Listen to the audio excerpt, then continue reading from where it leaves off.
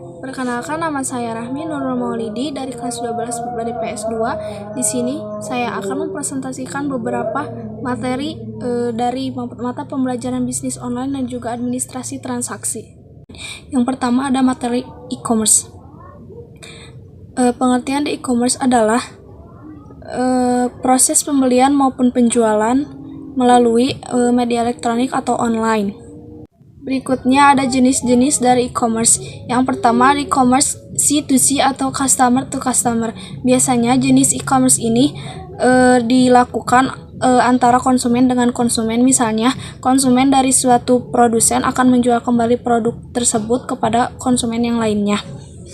Yang kedua ada e-commerce business to business atau B2B. Jenis ini dilakukan oleh orang atau pihak yang saling berkepentingan dalam menjalankan bisnis. Berikutnya ada e-commerce C2B atau customer to business. Bisnis ini dilakukan antara konsumen dengan produsen. Bisnis dilakukan oleh konsumen kepada produsen yang menjual produk atau jasa. Sebagai contoh, konsumen akan memberikan detail produk atau jasa yang diinginkan secara online kepada produsen. Nanti produsen akan mengetahui permintaan tersebut dan menawarkan produk atau jasa yang diinginkan konsumen. Berikutnya ada e-commerce B2C atau business to customer. Jenis ini dilakukan oleh pelaku bisnis dan konsumen. Biasanya, seorang produsen akan menawarkan produk atau jasanya kepada konsumen. Yang terakhir ada manfaat dari e-commerce. Yang pertama, menghemat waktu, pembeli lintas wilayah, mampu meningkatkan market exposure, mampu meningkatkan customer loyalty, mampu meningkatkan supplier management, mampu mengurangi biaya operasional, dapat mempersingkat waktu produksi, selalu buka, manajemen persediaan otomatis, mempermudah pembayaran karena dapat dilakukan secara online. Berikutnya ada materi tentang iklan online. Pengertian dari iklan online yaitu adalah suatu bentuk promosi online yang menggunakan media seperti gambar, animasi, atau video. Berikutnya ada jenis-jenis dari iklan online. Yang pertama ada self-service advertising. Jenis iklan online ini penggunanya bebas sesuai dengan kehendak pengiklan. Yang kedua ada sponsorship advertising. Jenis iklan ini di mana pengiklannya bekerja sama terlebih dahulu ke platform atau perorangan sebelum memasang iklannya. Yang ketiga ada contextual advertising. Jenis iklan ini yaitu muncul sesuai konteks atau topik yang dicari target.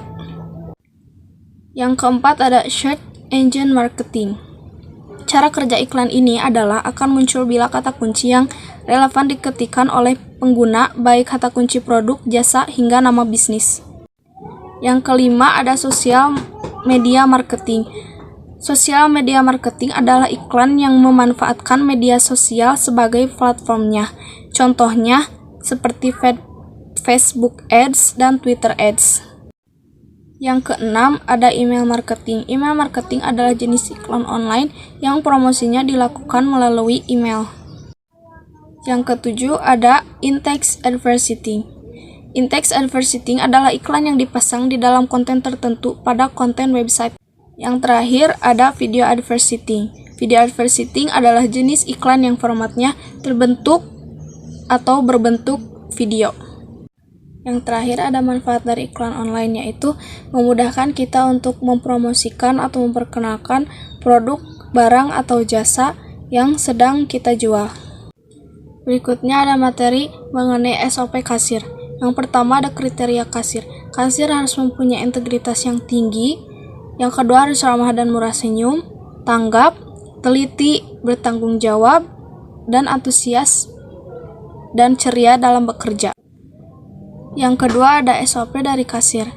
Yang pertama, saat membuka toko sebelum melayani transaksi, kasir harus datang 30 menit sebelum toko dibuka. Yang kedua, ambil modal di kasir induk atau kepala toko. Kemudian hitung modal dari kasir induk, memasukkan modal dari kasir induk ke dalam cash drawer, siapkan form kasir sebagai laporan jumlah hasil transaksi, bersihkan area kasa, tata semua perlengkapan yang dibutuhkan, cek semua mesin yang ada di area kasa. Yang kedua, saat melayani di area kasa, Kasir harus ramah terhadap konsumen seperti menyapa dengan ramah dan melakukan kontak mata. Yang kedua, terima barang dari pelanggan dengan tangan terbuka. Kemudian, keluarkan satu persatu dari keranjang atau tas belanjanya. Scan barang di mesin pembayaran sekaligus sebutkan nama dan jumlah barang. Komunikasikan program diskon, promo, atau hadiah produk, dan lain-lain. Bujuk konsumen atau tawarkan pelanggan untuk membeli barang yang sedang yang ada di area kasa. Berikutnya, sebutkan total pembelanjaan yang harus dibayar. Yang berikutnya, tanyakan cara pembayaran yang akan digunakan oleh pelanggan. Kemudian, bungkus barang pada kantong pembelanjaan dengan rapi, serahkan belanjaan kepada perempuan, kemudian jangan lupa mengucapkan terima kasih. Ketiga, ada standar penampilan kasir. Standar penampilan kasir untuk laki-laki yang pertama, rambut bersih dan rapih, serta tidak melebihi kerah baju. Yang kedua, wajah bebas dari minyak, harus selalu terlihat segar, menjaga kebersihan tangan dan menjaga kuku agar tidak panjang, tidak diperkenankan menggunakan aksesoris seperti kalung, gelang, dan cincin. Seragam dimasukkan dengan rapi dan memakai sabuk hitam polos. Gunakan sepatu sesuai standar perusahaan. Berikutnya ada standar penampilan untuk kasir perempuan. Yang pertama, rambut harus dalam keadaan bersih, diikat dengan rapi jika panjang melebihi leher. Kemudian untuk yang berjilbab, bisa menggunakan jilbab berbahan kain dan berwarna polos, serta menggunakan ciput untuk menghindari pembetulan rambut yang keluar jika jilbab terlalu sering di area. Yang kedua, menggunakan make up segar. Make up segar yaitu make up yang tidak terlalu berlebihan atau terlihat lebih natural. Yang ketiga, menjaga kebersihan tangan dan kuku agar tidak terlihat panjang dan kotor. Yang keempat, tidak diperkenakan menggunakan aksesoris seperti kalung dan gelang. Yang kelima, gunakan sepatu sesuai standar perusahaan, menggunakan kaos kaki hitam atau warna kulit. Berikutnya, menggunakan ID card yang sudah disediakan perusahaan. Gunakan pewangi tubuh agar aroma selalu segar dan wangi. Hindari bau tidak sedap, yaitu bau badan, bau mulut, bau rambut, dan bau kaki. Yang terakhir, tidak diperkenankan bertato atau menggunakan henna. Yang keempat, larangan bagi kasir. Pertama, menghitung uang modal di kasa saat toko sudah dibuka untuk umum. Yang kedua, bercakap-cakap dengan rekan saat melayani pelanggan. Yang ketiga, melakukan pembicaraan melalui telepon saat melayani pelanggan. Yang keempat, menolak transaksi pelanggan dengan alasan sibuk. Yang kelima, memberikan diskon tidak sesuai dengan standar yang berlaku. Yang berikutnya, menjanjikan sesuatu yang tidak pasti kepada pelanggan. Melakukan proses transaksi di luar standar yang sudah ditetapkan. Dan yang terakhir, melakukan aktivitas di luar tugasnya sebagai kasir. Materi yang terakhir ada materi mengenai uang. Pengertian dari uang. Uang merupakan suatu benda yang berfungsi mengukur nilai, menukar, dan melakukan transaksi jual beli. Yang kedua, ada fungsi dari uang. Yang pertama, ada fungsi asli dari uang. Yang pertama, sebagai alat tukar, sebagai satuan hitung, dan sebagai alat menyimpan nilai. Yang kedua, fungsi uang turunan. Yang pertama, sebagai alat pembayaran. Yang kedua, sebagai alat pembayaran utang. Yang ketiga, sebagai alat penimbul kekayaan, sebagai alat pemindahan kekayaan, dan yang terakhir, sebagai alat untuk meningkatkan status sosial.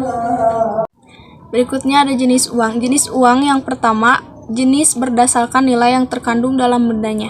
Yang pertama ada uang penuh atau full bonded money. Yang kedua ada uang tanda atau token money. Kedua, ada jenis uang berdasarkan bahan yang digunakan. Yang pertama, uang logam. Uang logam adalah uang yang terbuat dari logam, umumnya dari emas atau perak. Karena kedua logam tersebut memiliki nilai yang cenderung tinggi dan stabil bentuknya untuk mudah dikenali. Yang kedua, ada uang kertas. Uang kertas adalah uang yang berbentuk lembaran terbuat dari kertas dengan gambar dan cap tertentu. Yang ketiga, jenis uang berdasarkan lembaga yang mengeluarkannya. Yang pertama ada uang kartal. Uang kartal adalah alat pembayaran yang sah dan wajib digunakan oleh masyarakat dalam kegiatan transaksi jual beli. Yang kedua ada uang giral. Giral adalah uang yang dimiliki masyarakat dalam bentuk simpenan atau giro yang dapat ditarik sesuai dengan kebutuhan.